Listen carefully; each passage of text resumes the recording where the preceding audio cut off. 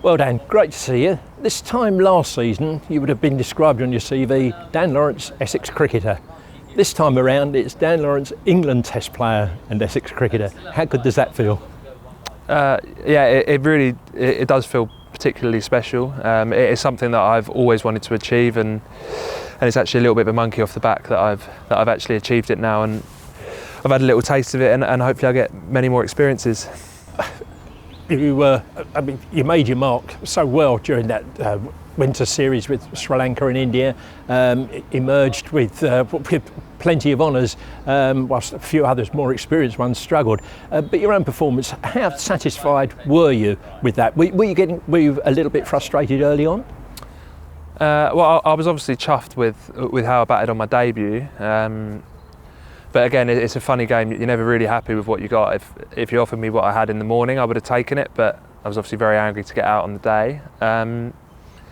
It was such a challenge. I think it was really hard to stamp your authority on the series in India. I think the wickets were so challenging that it was hard to make big scores. But it was really fun, and it was just really good to be a part of. You had a difficult experience during last summer, didn't you? You were part of the England bio bubble until sadly had to leave for family and personal reasons. So you were, if you like, cocooned with a lot of those players. So they were familiar faces when you went back on tour with them, weren't they? Yeah. Did that help? Yeah, it definitely did. England are led really well by Silvers and Ruti, and it's a really welcoming group. So yeah, there was no issues fitting in, or there was no teething issues actually fitting into the group. So yeah, that was fine. And then it was just all about focusing on the cricket really, which is really nice, and all the normal sort of hard stuff about fitting into a change room was out of the way. A couple of those matches you were virtually opening the innings, weren't you? So I guess in one respect that helps calm the nerves a bit, doesn't it? Because you didn't have to wait long before you were out in the middle. Yeah, it's actually quite handy, because sometimes we play on quite challenging wickets here, and you're actually in really fast, and I think playing on challenging surfaces actually has been good preparation for me going into. It was good preparation for me going into that winter, because things were happening really quickly, and it was about trying to stay as calm as possible under pressure, and yeah, I think I came out of it okay. As you were walking out for that first test innings, what goes through your mind? Something like, heck, what am I doing here? Or just get that first run and it's in the book? No, that's right, yeah. All I wanted to do was get off the mark. Just to say that I've got a test run, that was all I was really looking for. And then I really actually relaxed after that. I got a big juicy full toss second ball, and that helped. And then sort of the rest is history really from that day. Yeah. And I suppose at the end of the series, all you want is a taste of more to come, isn't it? But the difficulty is you've got to keep putting in the performances, haven't you? There's so much competition for places in that England squad. Yeah, definitely. And I think it's brilliant with everyone being able to play a really good block of Championship cricket at the start of the year. 9 games in a row is a really good opportunity for everyone in this squad to really put some runs on the board, or take some wickets and put their hand up to help Essex win some games of cricket. So yeah, just trying to take it each day as it comes, and try and help Essex win as many games as possible, and see where it takes me really. It was tours with a difference though, because I mean, apart from playing the cricket, it was virtually, just in the 4 walls of the hotel, wasn't it? That must have been difficult, because you need to sometimes put the pressures of the day behind you and go off and do something else, don't you? Definitely, yeah. I think that's a really challenging part of it, is the repetitiveness of going to the cricket ground and rather training or playing, and then straight back, same food, even the same people all the time. It can be really hard, and especially if you're not doing so well and you have no outlet, it's hard not to think about it all the time. So I can totally understand where players come from when they struggle mentally in the bubble life, because it is really hard. But unfortunately, it's sort of part and parcel. If you want to play for England, I think that's quite a small sacrifice to make. And I bet when you came off after that first innings, your mobile was full of messages, wasn't it? It must have exploded. But I guess the best one was from your dad, wasn't it? That would have meant so much, wouldn't it? Yeah, no, it was brilliant. It was a hard one, because I didn't really know what to do with replying to everyone, because there were so many. It was brilliant. I had a phone call with my old man that evening. yeah, that was really nice, and he was explaining how he couldn't watch and things like that. So it was, yeah, it was lovely. It was lovely. You're a young man now, but going back to a younger Dan Lawrence, when did you think that first of all you were going to make it as a professional cricketer, and then when did the thought, the penny drop that the test career beckons here? I've always really wanted to play cricket since I was really young, so I sort of always firmly believed that I was going to be a cricketer. And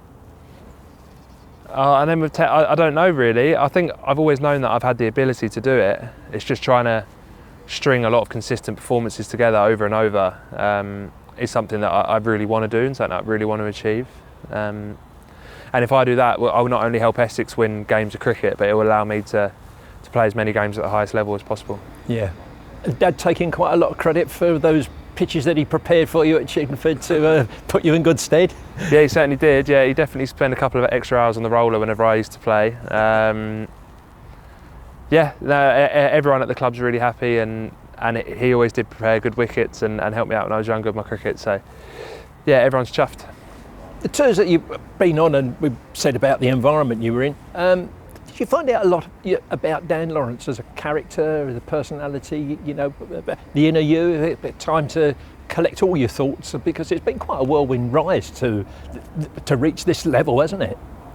Yeah, I think character and dealing with pressure, I think that's one thing I pride myself on, is being able to stay calm in tricky situations. And I think there was really some tough scenarios of games of cricket there that obviously I still found really challenging, and so did everyone else, but I was really happy with how I managed to stay calm and stick to my process and my method throughout it.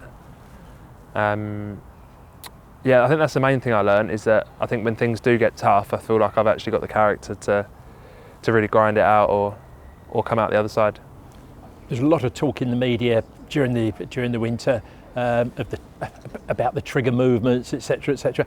But did that come about from your own initiative, Dan? That you just, if you like, spotted not a flaw in your technique, but an improvement that could be made in your technique? Definitely, yeah. It was on me. I just tried to simplify things a little bit. There were a lot of moving parts before, and it was still relatively successful, but I wanted to be scoring big runs really consistently, and I felt like changing did help me. And then ever since I've done it, I've been more successful, and I've played international cricket since. So yeah, you have. So I think it was a good thing. Yeah. Next on the immediate agenda is, of course, helping Essex to hopefully get off to a great start in this championship and win yet another trophy. You've been an integral part of their success, both white and red ball cricket recently, and that is motivation in itself for you as well, isn't it? I mean, to be playing cricket, playing well and contributing towards the success, all goes together very comfortably, doesn't it? Yeah, definitely. I personally haven't really experienced a dressing room like we have. The camaraderie and how close everyone is in this team is something really special, and I think that really contributes to how successful we are. But from what I've seen in pre-season so far, from not only the batters but the bowlers as well coming through, that everyone's in brilliant shape coming into that first game, and I'm sure if we play to our potential, we'll be right out there again. You mentioned your age, a young guy. Do you actually feel a senior player in one respect in that dressing room now? You England, I'm sure there's been plenty of leg pulling, hasn't there? Yeah, there certainly has. I think I'm edging that way now. I've played enough cricket now to know how to go about sort of the early season and how to start the year and things like that. I'm just still trying to hold on to my nickname of the kid for as long as possible, but before I get too old. Which is, I suppose you're happy to see Cookie and Tendo carry on for another year. Yeah, okay. No, I certainly am. Yeah. Yeah. Let the old boys carry on, and I still look young. So yeah, it's brilliant. Well, Dan, it's great to talk to you. See a young player whose career is emerging. Great that you got those first England caps, and I'm sure they're just the first of plenty. And perhaps a message for Cookie, look out, I'm after your stats. I've got a long way to go, I think, to catch up with him.